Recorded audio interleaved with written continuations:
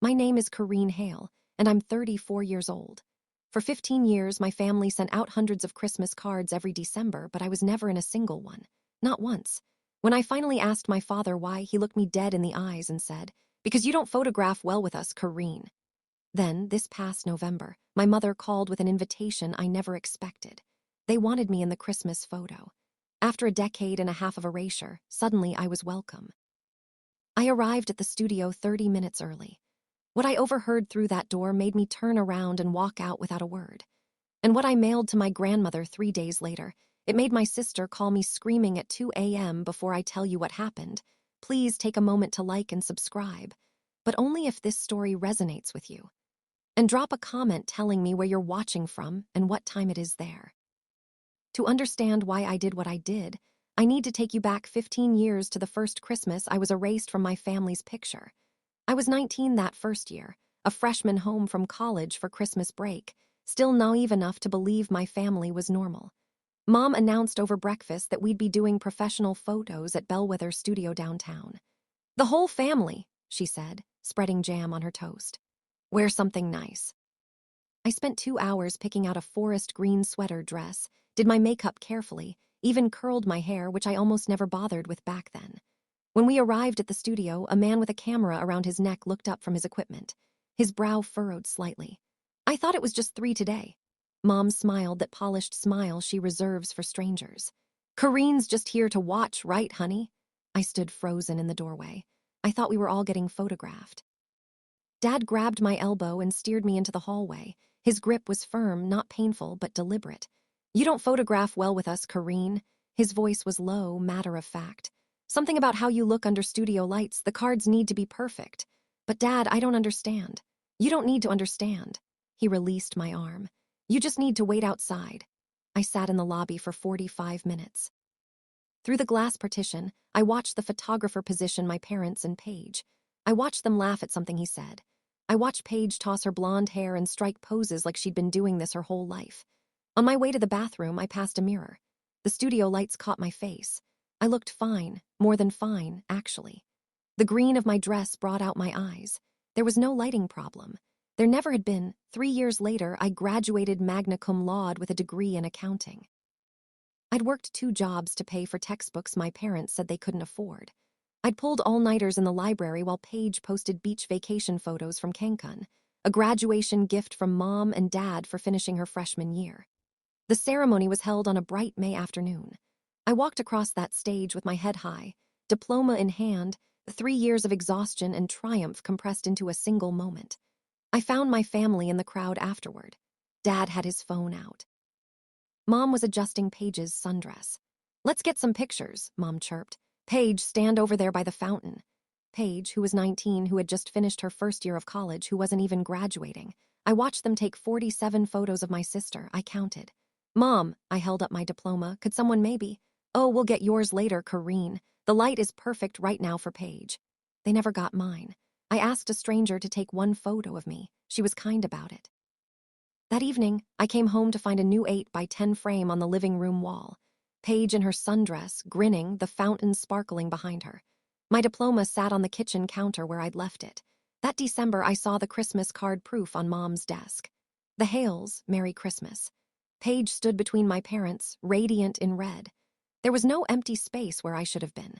They'd positioned themselves perfectly, 3 people who formed a complete unit. But someone in my family had been sending me something every year, something I wouldn't discover for another 12 years. By 28, I'd built a life that didn't depend on my family's approval. Senior accountant at Kendrick and Associates, a small apartment with exposed brick that I decorated myself, a savings account that grew a little larger every month. I met Simon at a gallery opening. He was there photographing the event. I was there because a colleague had an extra ticket. He had kind eyes and paint-stained fingers, and when he smiled, it reached all the way up. 3 months into dating, he asked to see photos of my family. I went quiet. "Everyone has family photos, Corinne." He said it gently, not pushing. "In my family," I said slowly, "I'm the one who doesn't get to be in them." He didn't ask me to explain. He just reached across the table and held my hand. That night, lying in bed, I realized something I'd been avoiding for years. By accepting my invisibility, I'd made it permanent. Every Christmas card that went out without me, every family photo where I didn't exist, I was letting them write me out of the story. If I stayed silent forever, I would die as the daughter who never was. Simon told me something a few weeks later while we were walking through the park. I photograph wealthy families sometimes, corporate clients, old money types. He kicked at a pile of leaves. You know what I've noticed? The ones who care most about looking perfect, they're always hiding something ugly. I thought about the immaculate Christmas cards, the coordinated outfits, the carefully arranged smiles that never included me. What were my parents so desperate to project? And more importantly, who were they projecting it for? My grandmother, Constance, my mother's mother, had always been a mystery kept at arm's length. She lived alone in a brownstone 3 hours upstate, surrounded by books and old photographs. Grandfather had left her comfortable when he passed, very comfortable from what little I'd overheard. Growing up, I rarely saw her. Mom always had an excuse. Grandma's tired. Grandma's not feeling well. Don't bother Grandma. But every year on my birthday, a card arrived with her spidery handwriting. Every Christmas, a small gift wrapped in brown paper.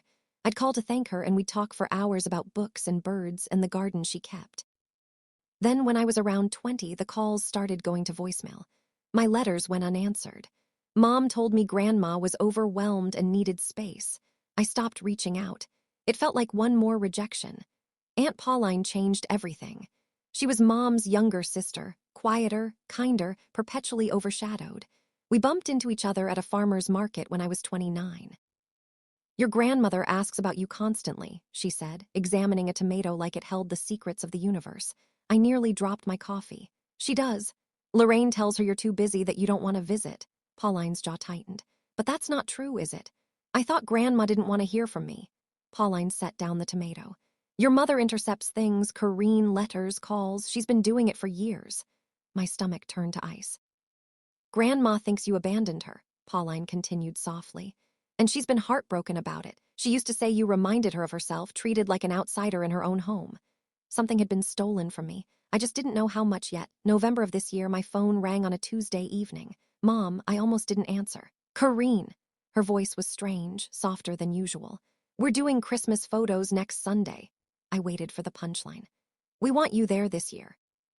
The words didn't compute. 15 years of exclusion and now this. After all this time, I kept my voice neutral, accountant voice. Numbers and facts, no emotion. Grandma Constance, Mom paused. She's not well. She wants to see the whole family together.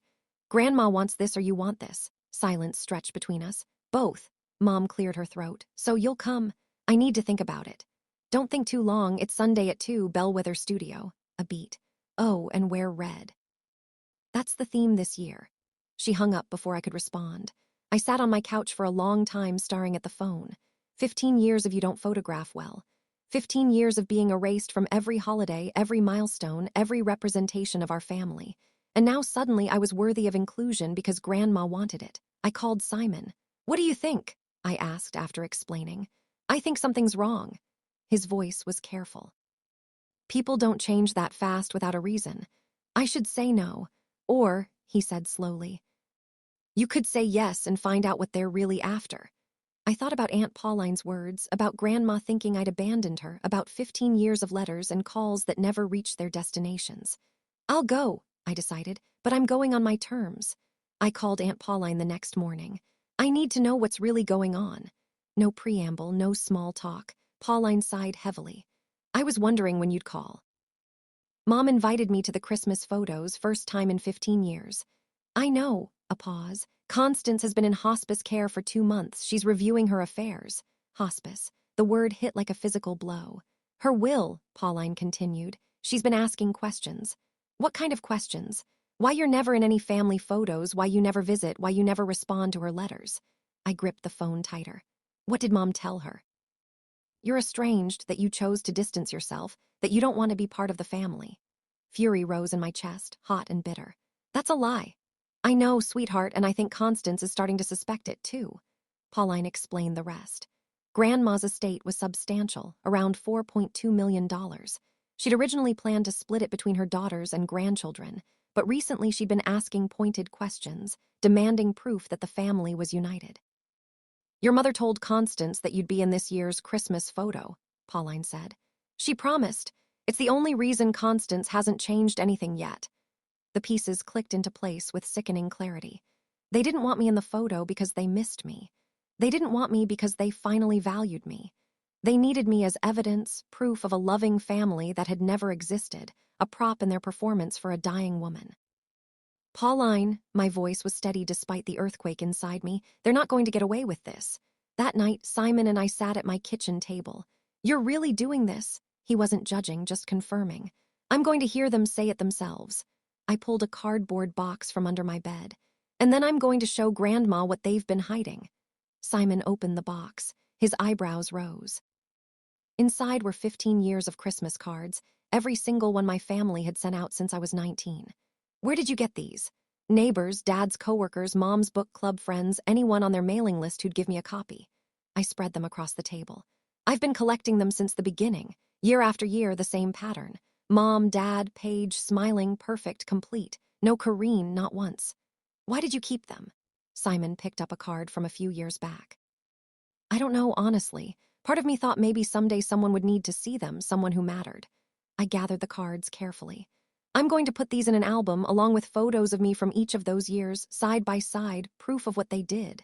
Simon nodded slowly. And you'll send it to Constance. After Sunday, after I hear what they really think of me. Sunday came faster than I expected. I put on my red dress, the one Mom had specified, did my makeup, checked myself in the mirror. I looked fine, better than fine. I always had. I need to pause here and ask you something. If you were in my position, finally invited after 15 years of exclusion, would you have gone to that photo shoot? Or would you have refused entirely? Drop a comment below, go or stay away. I want to know what you would have done. And if you haven't subscribed yet, now's the time. Because what I overheard at that studio, it changed everything. 2 days before the photo shoot, Aunt Pauline asked to meet me for coffee. She arrived carrying a large manila envelope stuffed thick with papers. I've been holding on to these for a long time. She slid the envelope across the table. I should have given them to you years ago. I opened it carefully. Letters, dozens of them, all addressed to me in my grandmother's elegant handwriting. My hands trembled as I unfolded the first one. My dearest Corinne, I haven't heard from you since your birthday. I hope you received the sweater I sent, the blue one that matches your eyes. Your mother says you've been busy with college. I understand, but please, when you have a moment, call your grandmother. I miss hearing your voice. All my love, Grandma Constance. I read another and another. 15 years of letters I'd never received. Birthday cards, Christmas notes, invitations to visit, questions about my life, my job, my hopes, and threading through all of them, confusion, hurt. A grandmother who couldn't understand why her granddaughter had stopped responding. Corinne, if I've done something to offend you, please tell me. I've written so many times. I don't understand your silence. Have I lost you? Tears blurred my vision. She thought I abandoned her. My voice cracked. Lorraine intercepted everything. Pauline's face was tight with old anger. Incoming and outgoing for 15 years. Why? Control image, making sure Constance only saw the family Lorraine wanted her to see. I clutched the letters to my chest. These weren't just papers. They were proof, evidence of a relationship that had been deliberately destroyed. Grandma needs to see these. Yes, Pauline nodded. She does. Saturday night, the eve of the photo shoot, Simon and I worked until midnight assembling the album. Each page told the year of the story. On the left, that year's Hale family Christmas card, all three of them smiling, no space for a fourth. On the right, a photo of me from that same year, 19-year-old me in my dorm room holding a textbook, unaware I'd just been erased. 22-year-old me at my graduation, diploma in hand, alone. 25-year-old me at my first real job, standing in front of my cubicle. Year after year, their curated perfection beside my solitary reality. We included copies of Grandma's letters, too, the ones she'd sent that I never received, physical evidence of 15 years of deception. At the front, I placed a letter I'd written myself. Grandma, for 15 years I thought you'd forgotten me. I thought you didn't want to hear from me anymore. I was wrong. What you're about to see is the truth that was hidden from both of us, not to hurt anyone, but because you deserve to know what happened, because I was never the one who walked away. I've always loved you. Your granddaughter, Corinne. Simon closed the album gently. This isn't revenge, he said. No, I traced my finger across the cover. This is just finally being seen. Sunday 1:30 p.m., 30 minutes early. Simon dropped me off a block from Bellwether Studio. Text me if you need anything. I will. The studio was in an upscale strip mall, all exposed brick and trendy lighting. The front door was locked, but I knew from childhood there was a side entrance for clients. I slipped through it quietly. The lobby was empty. Soft Christmas music played from hidden speakers. Through a glass partition, I could see the main studio being set up. Red backdrop, artificial snow, carefully positioned props. Voices drifted from the client waiting room. I pressed myself against the wall beside the door, which stood slightly ajar. Mom's voice, Paige's. "She's actually coming," Paige sounded incredulous. "She confirmed yesterday." Mom's tone was clipped businesslike. "She'll be here at 2. I can't believe we have to do this." A dramatic sigh. 15 years of perfect cards, and now we have to include her. My heart hammered against my ribs. "It's one photo shoot, Paige." Mom's voice dropped lower. I strained to hear. 1 hour of pretending we're a happy family, then things go back to normal. But why does Constance even care? She's barely conscious half the time. She's conscious enough to call her lawyer. Silence. Then Dad's voice coming from somewhere deeper in the room. "The will is $4.2 million, Paige. We play nice for one afternoon, Constance signs off, and we're set." I stopped breathing. "So Corinne's just what?" Paige again. "A prop," Mom laughed softly. "She's always been a prop, sweetie. She just never knew it." I pressed my hand over my mouth to keep from making a sound, but I'd heard enough. I should have walked away then, but I needed to hear everything. Me through it again. Dad's voice was calm, calculating, the voice he used when discussing business deals. "Constance has been questioning why Corinne's never in our photos." Mom sounded rehearsed. "I told her Corinne's been busy with work, that she's a private person, that she doesn't like cameras.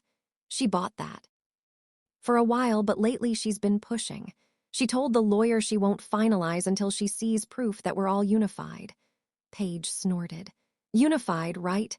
Hence the photo," Dad continued. "We take a nice family picture with all 4 of us, send it to Constance. She sees her granddaughter looking happy with us, signs the papers, everyone wins." "And then?" Paige asked. "Then Corinne goes back to wherever she goes. We don't see her until the next time we need her." Something cold settled in my chest, not surprised, I'd suspected as much, but hearing it spoken aloud so casually, so matter-of-factly. "I had the printer mock up the cards already." Mom's heels clicked across the floor. "See, there's a blank space where Corinne will stand. 1 click, done." She disappears again. I peered through the crack in the door. Mom was holding up a proof card, 3 smiling hails with an empty space on the left, like a puzzle with a missing piece they'd only borrow when necessary. "She doesn't suspect anything?" Dad asked. "Corinne," Mom laughed dismissively. "She's been begging to be included for years. She's probably thrilled we finally asked." Paige giggled. "Desperate." I stepped back from the door. They thought I was desperate. They thought I was pathetic. They were about to learn how wrong they were. I pushed open the door. 3 heads snapped toward me. For a moment, nobody moved. Mom's hand froze mid-gesture, still holding the mock-up card. Dad's face went blank. Paige's mouth fell open. "Corinne." Mom recovered first, smile sliding into place like a mask. "You're early. We weren't expecting." "I know." My voice came out steady, calm. "I heard everything." The mask flickered. "Honey, whatever you think you heard. Prop." I held up a finger. 4.2 million. Another finger. She disappears again. A third finger. Desperate. Paige went pale. Dad stepped forward. "Now, Corinne, let's not overreact." "I'm not overreacting." I looked at him directly. "I'm finally reacting appropriately. You're misunderstanding the situation." Mom's voice had an edge now. "We wanted you here. We've always wanted you here." "Really?" I gestured at the mock-up card in her hand. "Is that why you designed the card with a blank space?" "So you could insert and delete me as needed." Nobody answered. 15 years. I kept my voice level. 15 years of being erased, and the only reason you want me now is to trick a dying woman into thinking you're a real family. "That's not," Paige started. "I'm done." I turned toward the door. "Don't contact me again." "Corinne." Mom's voice turned sharp. "If you walk out that door, don't you ever come back." I paused at the threshold. "Mom." I looked over my shoulder. I was never really allowed inside in the first place. I walked out into the December sunlight. Simon was waiting by the curb. He took one look at my face and opened the passenger door without a word. "Drive," I said. "We have a package to send." We drove straight to Aunt Pauline's house. She was waiting on the porch as if she'd known I was coming. "I take it the photo shoot didn't happen?" she asked as I climbed out of the car. "It happened, just not the way they planned." I retrieved the album from the backseat. The weight of it felt significant now, 15 years of evidence bound in leather. "I need to get this to Grandma." I held it out. but Mom will intercept anything I send directly. Pauline nodded slowly. I visit Constance every Tuesday and Thursday. I can bring it myself. You do that. Corinne. Pauline's eyes were bright. I've watched my sister erase you for 15 years. I should have done something sooner. She took the album carefully. Let me make it right. 3 days passed, the longest 3 days of my life. Tuesday evening, my phone rang. Aunt Pauline, she saw it. Pauline's voice was thick with emotion. She saw everything. I gripped the counter to steady myself. And she cried Corinne for over an hour. My heart dropped. Oh no, I shouldn't have. No, Pauline cut me off. Not sad tears, angry tears, furious tears. I exhaled slowly. She kept saying my baby. They kept my baby from me, over and over. Pauline sniffled. She couldn't believe Lorraine would do this, her own daughter. Does she believe me? Honey, she has 15 years of letters she wrote to you in her own handwriting. Letters you never responded to because you never received them. There's no denying the evidence. Relief flooded through me, so intense it made my knees weak. She called Lorraine, Pauline continued.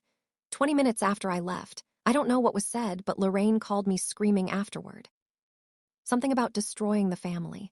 What's Grandma going to do? A pause. She called her lawyer this morning, Corinne. She's making changes. Pauline, I didn't do this for money. She knows that. That's exactly why she's doing it. Pauline's voice softened. She said Corinne wasn't trying to get anything. She was just trying to be seen, and I failed to see her for 15 years. Tears slipped down my cheeks.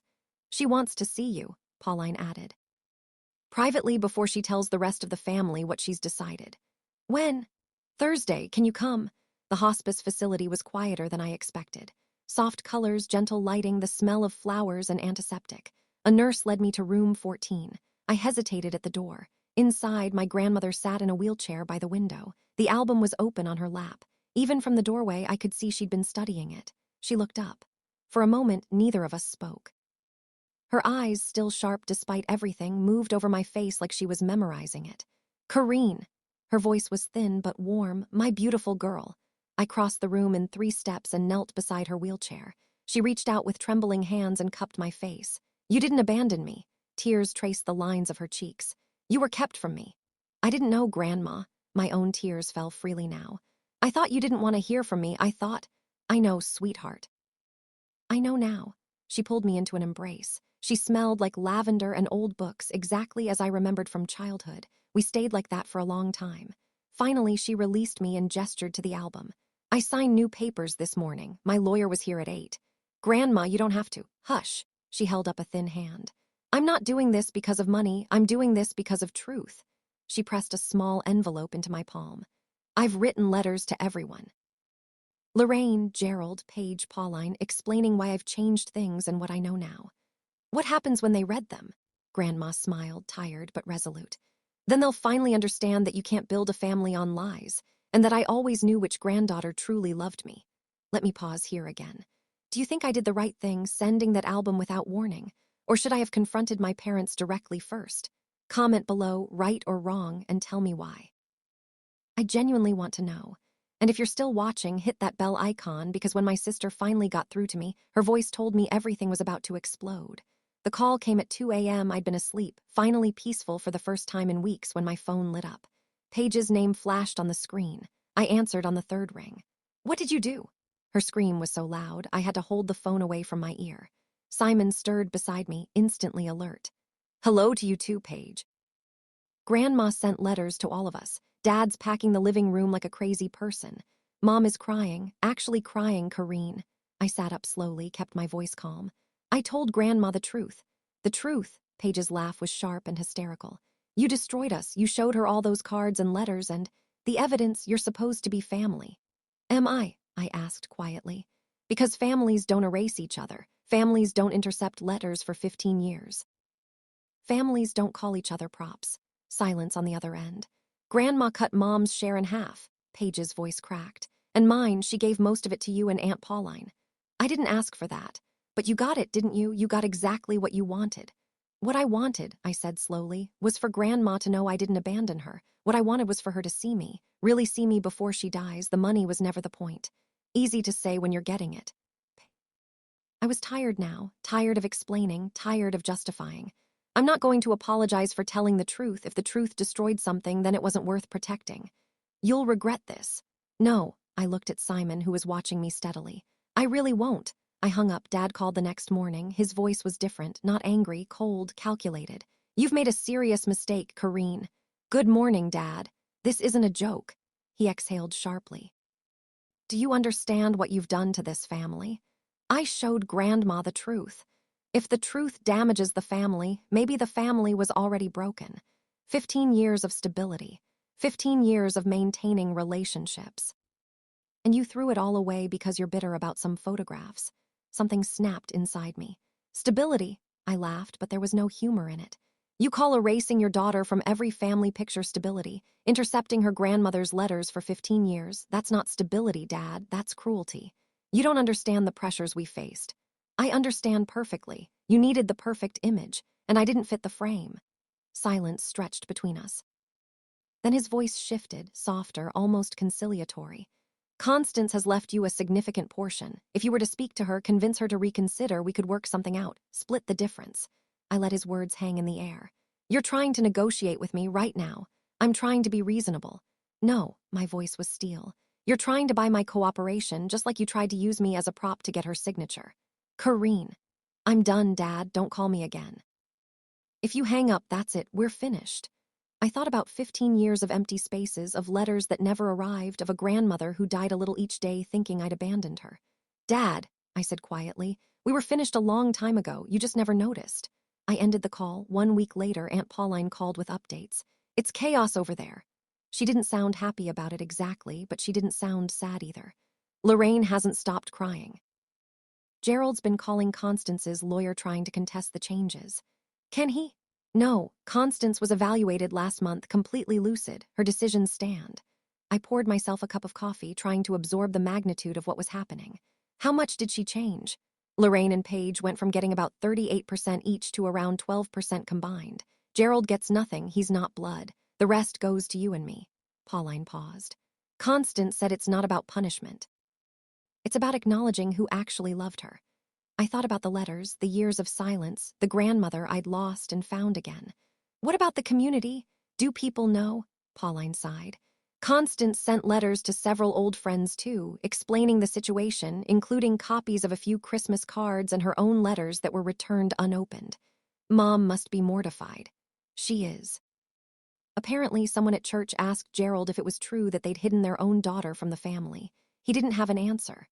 I felt something strange in my chest. Not satisfaction exactly, something more complicated. I didn't want to humiliate them, I said. I just wanted Grandma to know the truth. I know, Pauline's voice was gentle. But sometimes the truth has consequences. They built their image on a lie, Corinne. When the lie collapsed, so did the image. How's Paige taking it? She tried to call Constance to apologize. Constance refused to speak to her. A beat. She said the only granddaughter she wanted to talk to was you. Christmas arrived 3 weeks later. Simon and I spent Christmas Eve with Aunt Pauline, making dinner and watching old movies. It was simple, quiet, perfect. On Christmas morning, I found a card in my mailbox. No return address, but I recognized the handwriting immediately. Mrs. Patterson, my parents' neighbor for 20 years. I opened it with trembling fingers. Inside was this year's Hale family Christmas card. I studied it for a long time. There they were. Mom, Dad, Paige, arranged in front of a decorated tree. But something was different this year. Their smiles looked strained. Dad's jaw was tight. Mom's eyes seemed puffy, even through the professional editing.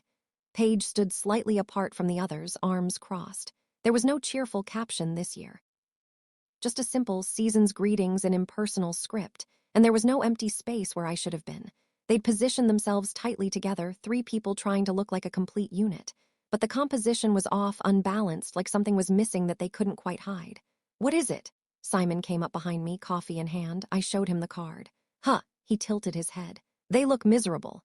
Yeah, I set the card on the counter. They do. Does that make you happy? I considered the question honestly. No, I admitted. It makes me sad, but not for me anymore, for them. Simon wrapped an arm around me. 15 years ago, they cut you out of their picture. Now they can't cut out the empty space you left behind. I leaned into him. They'd tried so hard to erase me. And now, even in their photos, my absence was louder than my presence ever could have been. On December 27th, we drove to the hospice facility. Grandma Constance was waiting in her room, wrapped in a soft blue cardigan despite the warmth. The album still sat on her nightstand. She hadn't let it out of her sight since Pauline delivered it. "My family," she said when we walked in. Pauline had arrived earlier. She stood by the window, smiling as Simon and I approached. "Let me get a picture." Pauline pulled out her phone. "A real family photo." Grandma reached for my hand. I knelt beside her wheelchair while Simon stood behind us, his palm warm on my shoulder. Pauline snapped the photo. I heard the click and smiled, genuinely smiled for the first time in years. "This," Grandma said, looking at the phone screen. "This is what family looks like. Imperfect, real, full of people who actually love each other." She reached into the pocket of her cardigan and pressed something into my palm. A small envelope, my name written in her shaky script. "Open it," she urged. Inside was a photograph, old, slightly yellowed at the edges. A woman in a hospital bed, exhausted but radiant, cradling a newborn. Grandma holding me. The day I was born, I turned it over. "Corinne, the light of my life, the moment I held you, I knew you were special." Tears spilled down my cheeks. "You kept this. Always." She squeezed my hand with surprising strength. "They tried to make you invisible, sweetheart, but you were never invisible to me." We stayed until evening, talking about everything and nothing. Simon made her laugh. Pauline told stories from her childhood. I held my grandmother's hand and memorized every line of her face. It would be our last Christmas together, but it was also our first real one. Grandma Constance passed away on March 3rd. Peacefully, Pauline said in her sleep. The photograph of her holding newborn me was clutched in her hands. The funeral was held on a cold Tuesday. Gray skis, scattered rain, the kind of weather that matched grief. I sat in the front row with Pauline and Simon. My parents and Paige sat on the opposite side of the aisle. We didn't speak, we didn't even make eye contact. Afterward at the reception, Paige approached me. "Corinne." She looked smaller somehow, less polished than usual. "Can we talk?" I studied my sister, looking for the cruelty I'd heard at the studio, looking for the disdain. All I saw was fear. "What do you want to say, Paige?" "I'm sorry." The words came out rushed. "For everything, the photos, the things I said, I didn't realize. I mean, I knew, but I didn't think. You didn't think I was a real person." I finished the sentence for her. "I was just in the way." Her silence confirmed it. "Paige," I kept my voice gentle. "I forgive you, I really do." Relief flooded her face. "But forgiving you doesn't mean I want a relationship with you. It means I'm choosing peace for myself." Her face crumpled. "I need you to understand something," I continued. "I'm not doing this to hurt you. I'm doing this because I've spent 34 years trying to earn a place in a family that never wanted me. I'm done trying." I touched her arm briefly, a final gesture. "I hope you find what you're looking for, but you won't find it through me." A month after the funeral, the estate was settled. Grandma left me the brownstone upstate, the one filled with books and photographs and memories of a woman I barely knew but always loved. Pauline received the same. My parents and Paige split a modest sum, enough to live comfortably, but far less than they'd expected. But the money wasn't what mattered. What mattered was the box. It arrived at my apartment one April morning, a wooden chest Pauline had found while cleaning out the brownstone. Inside were decades of photographs, Constance's entire life documented in fading color and crisp black and white. I spread them across my dining table, Simon beside me, and we searched through history. That's when I found it. A family photo from the 1960s, Constance's family, her parents, her siblings gathered for some holiday. And there, at the edge of the frame, slightly apart from everyone else, a young woman with dark hair and uncertain eyes. My grandmother, 16 years old, standing outside the family circle just like me. I turned the photo over. Someone had written a note. "Constance, the difficult one. Always causing problems." My breath caught. "She was like me," I showed Simon. "She was the one they pushed aside, too." And suddenly I understood. My mother, raised by a woman who'd been dismissed and diminished, had learned only how to dismiss and diminish in return. The cycle had continued because nobody had broken it until now. I looked at the photograph of teenage Constance, isolated, uncertain, longing to belong. "The cycle ends with me," I said quietly. Simon squeezed my hand. "When we have children someday, they'll know they're loved. They'll be in every photograph, every story. I won't let history repeat itself." It's been 8 months since that Christmas photo shoot I walked away from. I'm sitting now in Grandma's brownstone, my brownstone, watching autumn leaves fall outside the window. Simon is in the kitchen making coffee. The walls are covered with photos now, our photos, friends, family we've chosen. And in a silver frame above the fireplace, that picture from the hospice, Pauline, Simon, Grandma Constance, and me. A real family, an imperfect one, but ours. Sometimes I think about those Christmas cards. 15 years of smiling faces that didn't include mine. For so long I believed not being in those photos meant I didn't matter. I was wrong. I mattered. I always mattered. The only thing missing was people who could see it. My parents haven't contacted me since the funeral. Neither has Paige. The silence used to hurt. Now it feels like peace, because here's what I've learned. You can't force people to love you. You can't perform your way into a family that's already decided you don't belong. But you absolutely can build a new family. One based on truth instead of image, on presence instead of perfection.